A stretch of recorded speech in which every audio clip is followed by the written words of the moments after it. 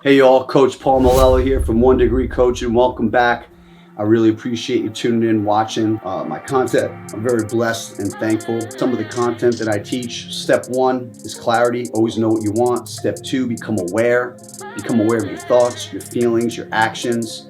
More importantly, your thoughts, your emotions, and your voices in your head.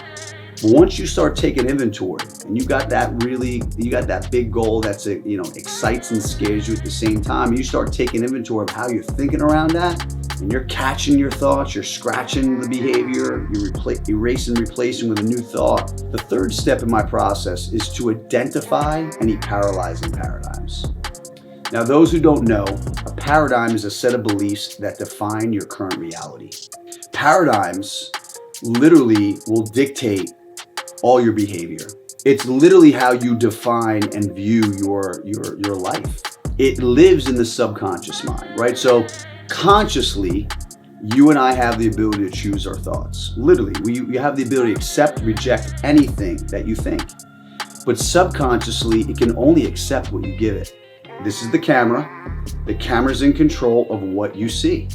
The camera points here, and only here. It's choosing to point on me. That's what you see on the other end. You viewing that is like subconscious. So whatever you give your subconscious mind, whatever you give the camera, your lens, your framework, that's what you see. And whatever you see will determine how you feel. It's your story, it's your thoughts, it's the visualization. We call it future pacing. Or sometimes what we do is we go back in time and you're rewinding or looping, as we call it, a past memory recall. Now, your subconscious mind is what we call your emotional mind. Your conscious mind is your thinking mind. It's your logical mind. But whatever you think, whatever you say, over and over and over, it drops to your subconscious mind and it becomes truth. It becomes belief. Whatever you give it. And you can't even joke out loud. Because even if you joke, the subconscious mind doesn't know if it's a joke. And so someone's like, oh, I'm so stupid. I totally messed that up. Subconscious mind hears, you're stupid. You're stupid. Whatever it is you think about, you say. You say it out loud, even jokingly, subconscious mind accepts that. Honestly, it becomes behavior, a belief system. That's like a root. So where do these paradigms come from? There's a bunch of ways I believe they come from. First one is generational. Now just think about that word generational for a minute. It's your parents and grandparents. Even though I live in Charleston, South Carolina, I'm originally from New York. If you haven't put it together, I'm an Italian New Yorker. Right? I love my parents, but I'm gonna pick on myself for a second, right? It's like what my parents taught me growing up as a kid. I'm the oldest out of 5. So I heard my mom say, you have to marry an Italian girl. You got to get married in a Catholic church. You got to live close next to your family. You got to have lots of kids. Man, that was literally repeated over and over and over to me being the oldest of 5 kids. And I'm not saying this is right. I'm not saying this is wrong. This is just an example of a generational paradigm. My parents got married at 20. They had me at 22 years old. My daughter's 20 years old. I can't even imagine her getting married right now. I can't imagine her being a parent right now. Take a look at most 22-year-olds, And I'm sure there's people out there that get married and have kids. Good for you. I'm just saying. But in the back of my mind, my parents were that age when they got married. But going back, got to marry an Italian girl. I'm not saying it's right, not wrong. I married Gina Marie Sillo. I got married in the Catholic church. Now, I am a Christian. I go to a Christian church. I have pastors. It's completely opposite of how I was raised, right? And even that, my mom's like, you're an Italian. You got to go to a Catholic church, So that's pretty funny, right? And I bought a house up the street from my mom and dad, next to 2 sisters, 1.5 miles from my in-laws. We had 2 kids. The only thing I didn't do is have more than 2 kids. I did almost everything that I was programmed to do. It's not right. It's not wrong. I got married, I think, at 24, 25. And even back then, you believe, I thought I was late. I thought I was behind. You got my younger brother of the 5. I think he waited till he was almost 40 before he got married. He got married in no church. It's up in Saratoga Springs. And his wife's like Chinese and Italian. I'm like, good for you, But That's an example of generational paradigms. Now think about that. What beliefs and paradigms that you have currently right now that maybe you weren't aware about, that was literally hardwired and programmed into you as a kid from your parents and grandparents. A lot of those traditional foundational beliefs come from generational paradigms, okay? What's the second way I believe they're formed? It's your environment, okay? Just think about where you grew up, where you live. My parents were raised in Yonkers, New York, which is a little bit further north out of Manhattan.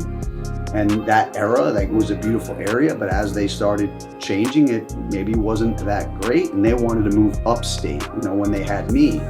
And we moved up to northern Westchester County and Putnam County on the border of Westchester and Putnam. And, it was a below blue collar area back then. I'm not saying it's right, it's not saying it's wrong, but environmental, when you take a look at that, it's, we were around a lot of blue collar families. Now again, I'm not calling it bad, I'm not calling it good. My dad was a union working electrician, right? And so the environment there is just different, but then there are certain parts of where I used to live and even where I am now, certain parts of the environment's a little different. I currently live in Mount Pleasant, South Carolina, which is outside downtown Charleston and near the Isle of Palms beach. Yeah, not say anything right or wrong. There's $1 million homes everywhere on near Isle of Palms. It's like $10-20 million homes. This is a great environment. In our environment, down the street's a Porsche dealership, Mercedes dealership. It is definitely not below blue collar middle class area. But you don't think that the environment will dictate how you think or what you believe? It does. And unfortunately, most welfare families are second, third generation, right? Most wealthy families are second. It's the environment that they're around. It's their belief system. They see the homes, they see the cars, they see the success, and that is conditioning, that's programming, whether you like it or not. That's the truth. The third layer is social conditioning, okay? You hear me say this, so I'm not the only one that says this. Hey, you're a combination of the 5 people you spend the most time with, good or bad. My children who are, as I'm recording this, 18 and 20 years old, I'm like, hey, you hang out with 5 potheads, you'll be the 6th. You hang out with 5 fit kids that go to church, you'll be the 6th. As adults, we're hanging out with 5 high-level people that talk good about each other, that got strong values, good standards. Hey, you'll be the 6th.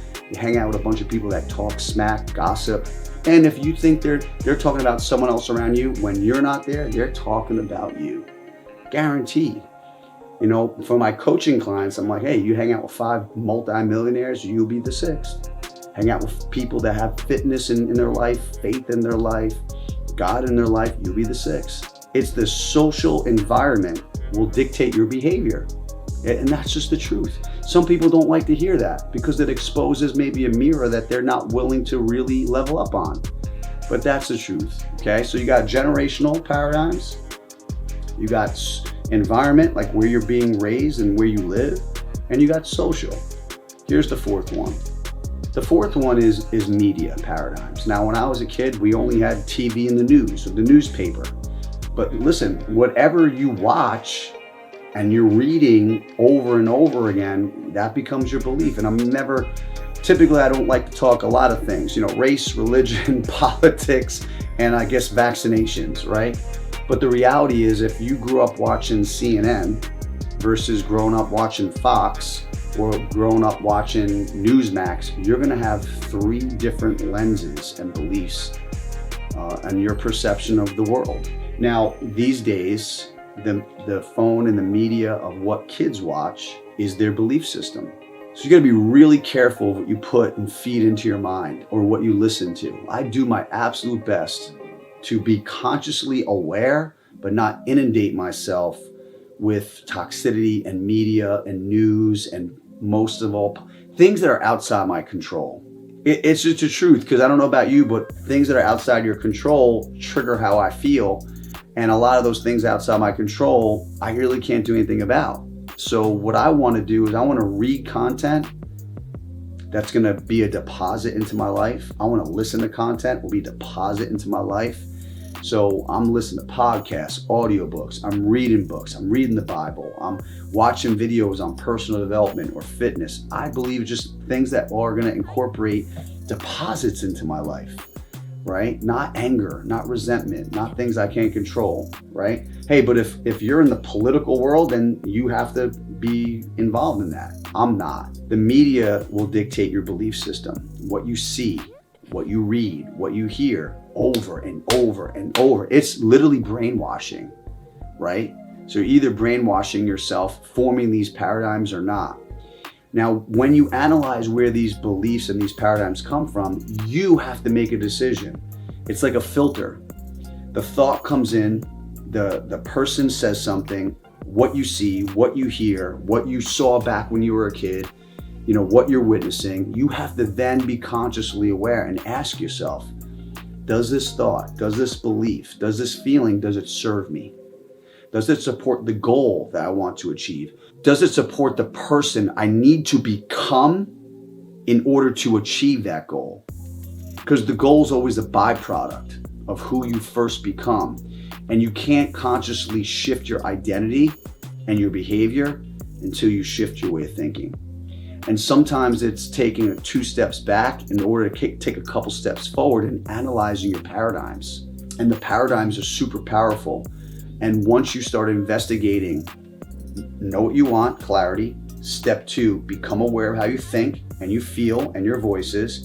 And then as you filter that, then you have to ask yourself, is that thought, is that feeling, is that voice paralyzing me and holding me back from taking action? And that's where we frame out the word paralyzing paradigm, right? It paralyzes. You're so driven out of fear or anxiety and doubt that you don't take any action to move forward, and you remain stagnant and comfortable out of fear.